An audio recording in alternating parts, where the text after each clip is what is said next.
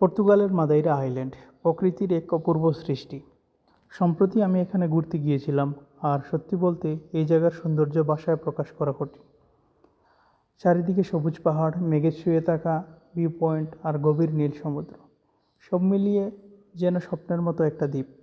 মাদাইরাকে আটলান্টিকের pearl বলা হয়, আর এটা ইউরোপের অন্যতম জনপ্রিয় ট্যুরিস্ট স্পট। আরেকটা দারুণ তথ্য, এই মাদাইরা হলো বিশ্ববিখ্যাত ফুটবলার ক্রিস্টিয়ানো রোনালদোর জন্মস্থান।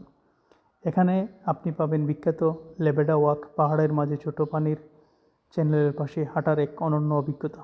আর যারা অ্যাডভেঞ্চার পছন্দ করেন তাদের জন্য আছে হাইকিং, প্যারাগ্লাইডিং আর ডলফিন হুয়েল ওয়াচিং। প্রতি বছর হাজার হাজার ট্যুরিস্ট আসে এই দ্বীপের সৌন্দর্য উপভোগ করতে। বিশেষ করে এখানকার আবহাওয়া সারা বছর মনোরম, তাই যে কোনো সময় ভ্রমণের জন্য পারফেক্ট।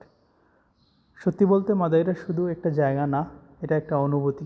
জীবনে একবার হলেও এই স্বর্গের মতো দ্বীপটা ঘুরে দেখা উচিত।